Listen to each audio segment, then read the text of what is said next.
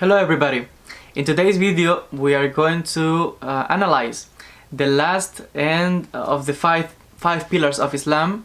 We are going to talk about Hajj or pilgrimage, and this is very fundamental in the life of a Muslim. The Hajj or the pilgrimage must be performed once in a lifetime at least. If the person is able to do it, it's important to emphasize the spiritual benefits of Hajj, the happiness that brings to the person who is engaged in the pilgrimage, and it fulfills many important aspects, not only spiritually but also psychologically, for the life of the believer, for the person who is doing the pilgrimage.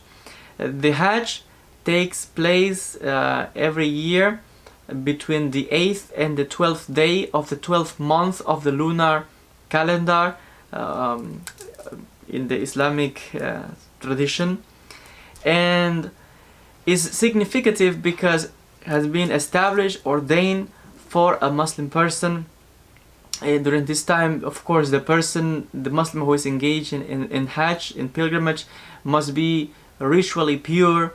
The person does major ablutions, also dons simply a simple garb, and probably, as you have seen maybe on the TV or on the internet, how millions of people, usually around 2 million persons, circle the Kaaba in Mecca, in this city, in what is today Saudi Arabia, 7 times counterclockwise.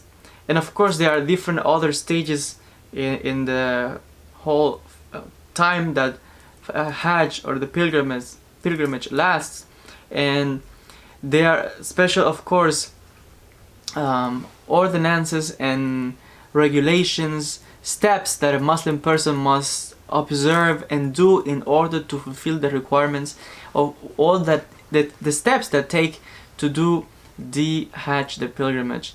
This is an important time also, like I said, for spiritual introspection, significance, and throughout all the process the person is always remembering the Prophet Abraham, the father of the faith, the father of monotheism, the moment in which also Hajar or Hagar, his second wife, was looking desperate for water, and there's a stage in which the pilgrim also goes between 2 mountains, in which, according to the tradition, she was looking for water. Then there is another moment in which they go to what is called Mount Arafat, in which symbolically the person they spend the whole day in prayer. And also there's another point in which symbolically pilgrims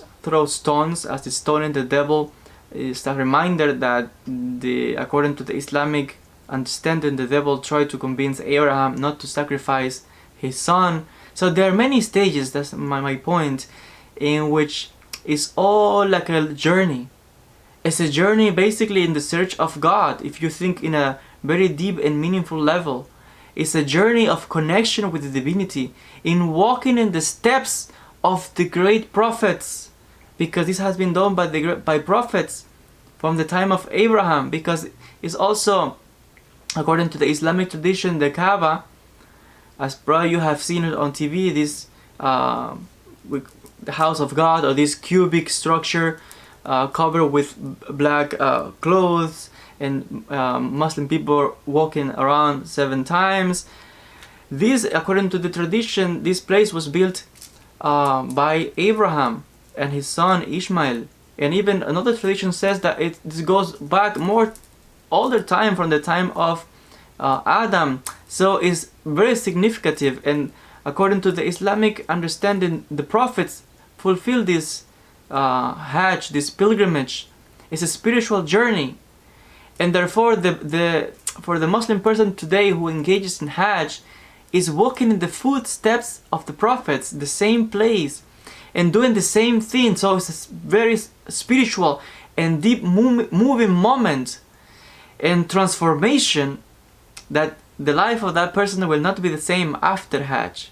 In fact, in the community, that person will be seen with important eyes, no? In the eyes of a person who have great, wow, someone who did Hajj, something of great value, great merit, great significance, encouragement for others. And therefore, also it's a time in which people from all over the world, it doesn't matter the race, it doesn't matter the gender, it doesn't matter if you're wealthy or poor, everybody is equally like brothers and sisters before God. People make even friends. You can see the love, happiness, spirituality. Is a very, very emotional moment in the life for the person who have done Hajj pilgrimage at such a special moment during the year, and it's very, very significant. And I would like to quote briefly the words of Professor Ramadan when he says the following. I think it's significant. He says that at the deepest level, as the mystical traditions so often remind us, the pilgrimage represents the spiritual life that can be satisfied with nothing less than the search for God, through detaching oneself from the world and drawing nearer to God, step by step, through the prescribed rites, effort, and discipline, through His love and for His love. And I think these words are very beautiful and comprise the essence of what I'm trying to convey in this video in explaining this fifth pillar of Islam, essential components in the life of a Muslim person. As I said, Hajj must be performed at least once in a lifetime of a Muslim, if he or she is able to do it. And there are also other components of it. I just mentioned it briefly. There's another moment in which a sacrifice is done and the person eats this food or this meat, or is given to the poor, etc. And there's another stage in which at the end, the farewell, the person goes again and goes 7 more times around the Kaaba, and the person shaves the hair, and in the case of the guy, of the man, and then the woman also cuts a piece of her hair. So it's very significant, very emotional. It's a long and very ancient tradition that goes long time. Even before Islam, it was there, the Kaaba, and people was doing the pilgrimage because like according to the Islamic tradition, as I said, it goes very old, more than 3,000 years ago, 4,000 years ago, to the time of the Prophet Abraham. And even from the beginning of time, according to the opinion of some scholars, from the time of Adam. So it's very spiritual, very meaningful today, with a lot of significance in the life, for the life of a Muslim person.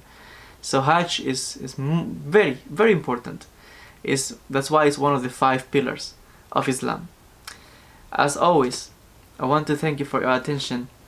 God willing, in the next video we're going to continue with more on these topics according to the Islamic religion, history, philosophy, and many valuable instructions and topics that are really beneficial to strengthen our faith, our spirituality, our life, and to connect more with God, with the divinity in a daily basis. And I think it's important. Thank you so much, and I'll see you next time.